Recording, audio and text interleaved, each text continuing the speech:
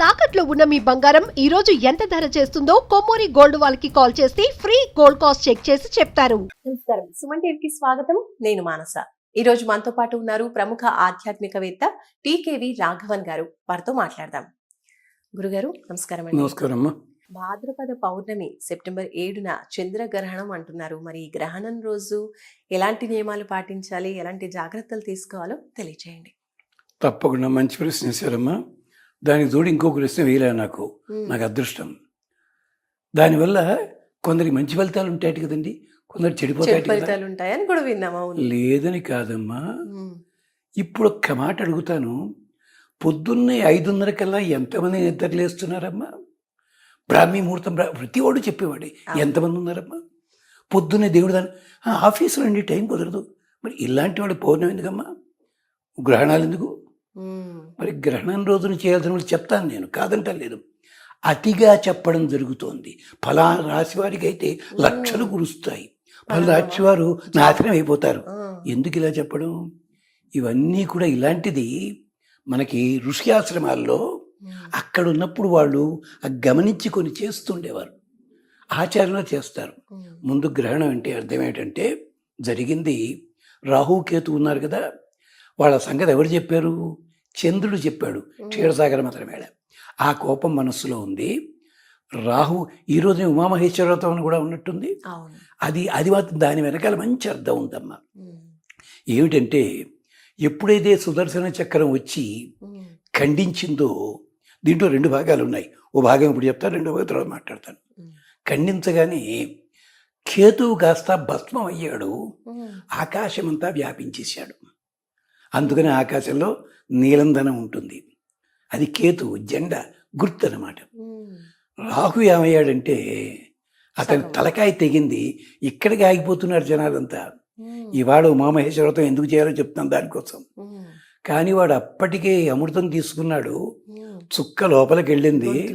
మనం సైన్స్లో కూడా చెప్తుంటారు, మనం తిన్నది కాస్త కొన్ని వందల వేల అణువులుగా మారుతుంది లోపల అని చెప్పి. అమృతం కూడా అలా అయ్యింది. వాడు గొంతు దిగే లోపలది 100 భాగాలుగా మారింది. అందుకని వీడు తలకాయ తీస్తే ఒక్క తలకాయ కాదు, 100 తలకాయలు వచ్చి పడ్డాయి. ఇంకో తలకాయ ఉంటుంది. అప్పుడు వెంటనే మోహిని దేవుని స్తోత్రం చేశాడు. ఇది వాళ్ళు చెప్పరు. విష్ణు ధర్మోత్తరంలో రాహుకృత లక్ష్మీస్తవము అనుంది. ఇది మత్స్యపురాణంలో కూడా ఉంది. లక్ష్మీదేవి స్తోత్రం చేశాడు. అమ్మవారి స్తోత్రం చేస్తే అనుగ్రహించేదెవరు? అయ్యవారు. ఏం కావాలన్నాడు. ఏం కావాలేం కాదు, నువ్వు కాదు, నువ్వేమిస్తావు నాకు, ఏమిస్తావు అక్కర్లేదు. పరమశివుల వారిని అడిగాడు, ఈ 100 తలకాయలు వృధా కాకూడదయ్యా, నువ్వు ధరించు. అందుకని ఆయన కపాలి ముండమాల ధరిస్తాడు, కపాలముల దండ. ఈ దండ రాహు తాలూకుది. అందుకని గ్రహణం వచ్చింది. అంటే ఇప్పుడు ఏం జరుగుతుంది అక్కడ? పరమశివుణ్ణి ప్రార్థించాడు, శ్రీ మహావిష్ణువు ప్రార్థన అయింది, లక్ష్మీ ప్రార్థన అయింది, చెప్పిన చంద్రుడు అది ఉంది, పక్కనే సూర్యుడున్నాడు. అంటే ఆ రోజుని చంద్రుడు కనిపించడు కానీ గ్రహబలం ఎలా ఉందో చూడండి. అందుకని పెద్దలు ఏం చేశారంటే, శిరచ్ఛేదం జరిగింది, గ్రహణం చేస్తున్నాడు, అది గ్రహణం పట్టినప్పుడు స్నానం చేయడం, పట్టు స్నానం. విడుపు స్నానం ఉంటుంది. మధ్యలో ఇంకో 2 భాగాలు ఉన్నాయి, అవన్నీ మనం చేయలేము, ఉన్నదానికి కూడాను. ఇదాన్ని గ్రహణ కాలం అంటారు.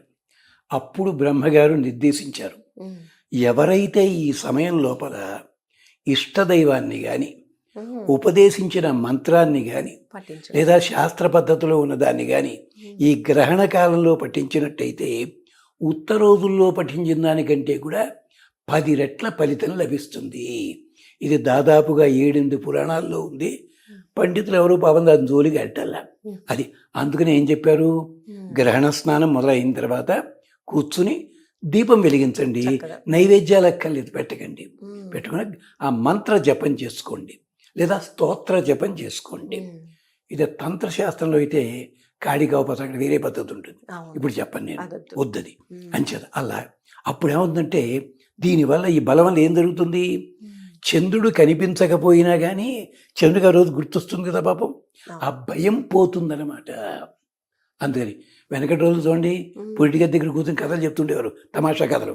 ఎందుకని ఆ చంటి బిడ్డకి భయం రాకూడదు, అందుకని ఉత్తి కథలు కాదు అవి, దానికి అది పొలిటి కథలు అంటుండేవారు కూర్చుని.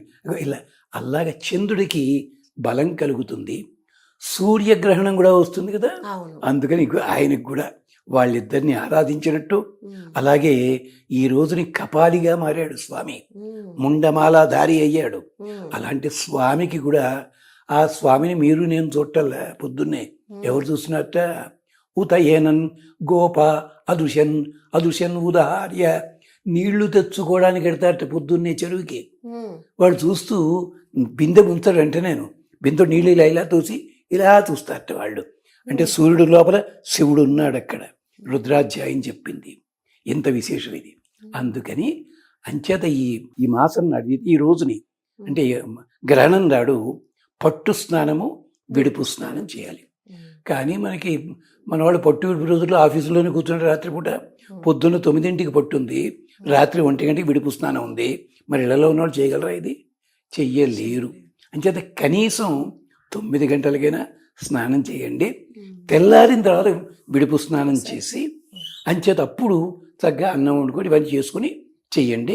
9 to 1 గంట మాత్రము దయచేసి ఏమీ తినకండి. మనకి ఆ టైంకే పబ్బులు ఇవన్నీ బిజీగా ఉంటాయి.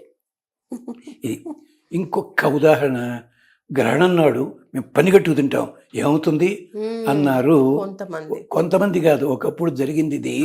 ఇది ఎప్పుడు 82లో ట్యాంక్ బండ్ మీద కూర్చుని చేశారు పాపం. ఒక పెద్ద ఆయన ఉండేవారు, ఆయన MSc మ్యాథ్స్ చేశారు, పెద్ద లాయరు, సంపూర్ణమైన ఆరోగ్యం కలిగిన వాడు. అదయ్యి ఇంటికి వచ్చాడు, ఎందుకని వాడికి తెలియదు. ఇలాంటి ఒక 8 కేసులు అయ్యాయి ఆంధ్రప్రదేశ్ మొత్తంలోనూ. ఆయన ఎవరంటే పాపం ఆయన తాతగారు చాలా ప్రసిద్ధి కలిగిన ఆచారవంతులు, ఒకప్పుడు గ్రంథాలన్నిటికీ కూడా మూలకర్త ఆయన. ఎందుకు చెప్తానంటే, వద్దన్నది మానేయండి రా బాబు, చేసి తీరాలన్నవి ఎలాగే చేయటం లేదు, వద్దని ఎందుకు చేయాలి?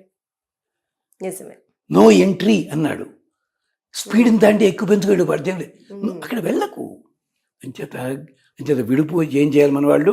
పట్టు స్నానం చేయండి, లేదు కుదరలేదు పసుపు నీళ్ళు పెట్టుకోండి, అక్కడ నెత్తి మీద చల్లుకోండి, పొద్దున్న లేవగానే స్నానం చేయండి. ఈ మధ్యలో ఏం తినకండి దయచేసి. ఈ మధ్యలో ఓపిక ఉంటే జాగారం చేస్తూ ఆ స్తోత్రాలు చదువుకోండి, క్షేమం కలుగుతుంది. మీ మీద కక్ష కొద్దీ ఎవరో వేదాల్లో చెప్పలేవన్నీ కూడా మీ ఆరోగ్యానికి. ధన్యవాదాలు గురుగారు, నమస్కారం. చూసారు కదండి, సెప్టెంబర్ 7న గ్రహణం వస్తుంది కాబట్టి చంద్రగ్రహణం. ఆ రోజున ఖచ్చితంగా పాటించాల్సిన నియమాలు ఏంటి అంటే, ప్రతి ఒక్కరు కూడా పట్టు స్నానం విడుపు స్నానం సాధ్యమైతే కనుక తప్పకుండా పాటించాలి. అలాగే స్తోత్ర పారాయణం కూడా చేసుకుంటే చాలా మంచి ఫలితం ఉంటుంది అని గురుగారు మనకి తెలియజేస్తున్నారు. చూస్తూనే ఉండండి సుమన్ టీవీ. నమస్కారం.